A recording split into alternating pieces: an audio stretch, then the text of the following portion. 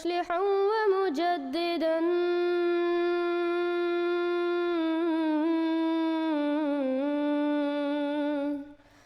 فارنوا بنظر طاهر وجنان.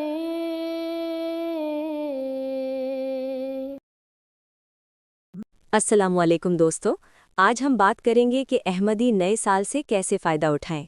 وعلیکم السلام۔ اچھا لگتا ہے آج کی گفتگو واقعی بہت مزے کی ہونے والی ہے۔ ہاں بالکل، کیونکہ آج کی بات کوئی عام بات نہیں، بلکہ یہ گفتگو خطبہ جمعہ سیدنا حضرت خلیفۃ المسیح الثانی رضی اللہ عنہ 2 جنوری 1931 کی روشنی میں ہے۔ اچھا یہ بتاؤ، نیا سال آتا ہے تو لوگ عام طور پر کیا سمجھتے ہیں؟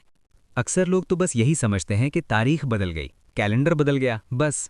بالکل، مگر حضرت مصلح موعود رضی اللہ عنہ فرماتے ہیں کہ ہر سال خدا تعالیٰ کا سلوک بندوں سے جداگانہ ہوتا ہے، یعنی صرف تاریخ نہیں بدلتی، بلکہ اللہ تعالیٰ کی بعض نئی صفات کا ظہور بھی ہوتا ہے۔ اچھا، تو کیا ہر سال کوئی نیا روحانی فائدہ بھی لے کر آتا ہے؟ جی ہاں، یہی تو اصل نکتہ ہے۔ حضرت خلیفۃ المسیح الثانی رضی اللہ عنہ فرماتے ہیں کہ اگرچہ یہ ظہور انبیاء کے دور جیسا نہیں ہوتا، مگر اس میں تجدید اور زیادتی ضرور ہوتی ہے۔ یہ بات تو سمجھ آ گئی، مگر ہمیں اس سے فائدہ کیسے اٹھانا چاہیے؟ اس کی مثال حضرت رضی اللہ عنہ نے بڑی زبردست دی ہے۔ فرماتے ہیں، جب ایک طالب علم 7ویں سے 8ویں جماعت میں جاتا ہے تو مقصد یہی ہوتا ہے کہ وہ پچھلی جماعت سے بہتر ہو۔ اسی طرح 2026 کو 2025 سے بڑھا ہوا ہونا چاہیے۔ لیکن بعض طالب علم تو اگلی جماعت میں جا کر بھی کمزور رہ جاتے ہیں۔ بالکل، اور حضرت فرماتے ہیں کہ یہ ان کی اپنی سستی اور غفلت ہوتی ہے، نظام کا قصور نہیں۔ اللہ تعالیٰ نے تو نیا سال زیادہ استعدادوں کے ساتھ دیا ہے، اب فائدہ اٹھانا یا نہ اٹھانا ہمارا کام ہے۔ یعنی نیا سال خود بخود بہتر ہے، چاہے ہم بدلیں یا نہ بدلیں؟ حضور رضی اللہ عنہ فرماتے ہیں، ہم چاہیں تو اس سال میں نئی خوبیاں پیدا کر سکتے ہیں اور چاہیں تو پچھلی بھی ضائع کر سکتے ہیں۔ یہ تو بڑا خطرناک نکتہ ہے۔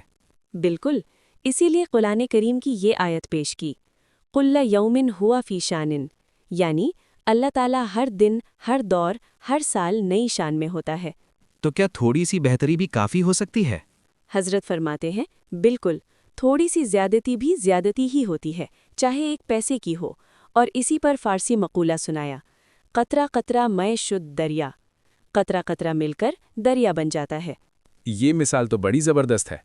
اور فرمایا کہ بڑے تاجر بھی کم منافع لیتے ہیں، مگر چونکہ کاروبار بڑا ہوتا ہے اس لیے دولت بہت بن جاتی ہے۔ اسی طرح روحانی دنیا میں بھی معمولی ترقی بہت بڑا نتیجہ دے سکتی ہے۔ اگر ہم نے اس معمولی ترقی کو نظر انداز کر دیا تو؟ یہی اصل خطرہ ہے۔ حضرت فرماتے ہیں، ممکن ہے اسی سال کی تھوڑی سی زیادتی ہمارے اعمال کا وزن بھاری کر دے اور ہم فَهُوَ فِي عَيْشَةٍ راضیہ کے مستحق بن جائیں۔ اور اگر کمی رہ گئی تو خدشہ ہے کہ وَأَمَّا مَنْ خَفَّتْ مَوَازِينُهُ فَأُمُّهُ هَاوِيَةٌ والوں میں شامل نہ ہو جائیں۔ اسی لیے فرمایا کہ تھوڑی کمی پوری کرنے کے لیے بھی کوشش فرض ہے۔ یہ بات تو دل کو ہلا دینے والی ہے۔ اسی بات کو رسول کریم صلی اللہ علیہ وسلم کی حدیث سے مزید واضح کیا کہ ایک انسان ساری عمر جنت والے عمل کرتا ہے، مگر آخر میں ایسا جھٹکا لگتا ہے کہ دوزخ میں جا گرتا ہے، اور ایک شخص ساری عمر دوزخ والے کام کرتا ہے، مگر آخر میں ایسا جھٹکا لگتا ہے کہ جنت پا لیتا ہے۔ تو کیا معلوم یہ سال ہمارے لیے کون سا جھٹکا لے آئے؟ بالکل، حضرت فرماتے ہیں، کیا معلوم یہ سال ہم میں سے بعض کے لیے جنت میں پہنچا دینے والا سال ہو؟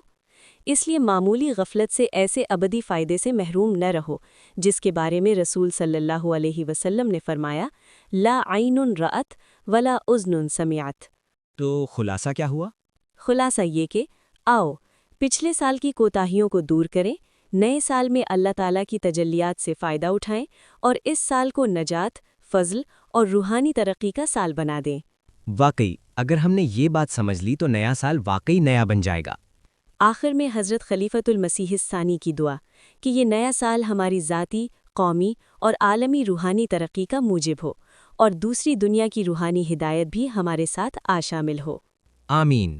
دوستو، اگر یہ گفتگو آپ کے دل کو لگی ہو تو اسے اپنے نئے سال کی شروعات بنا لیجئے۔ حوالہ الفضل 8 جنوری 1931۔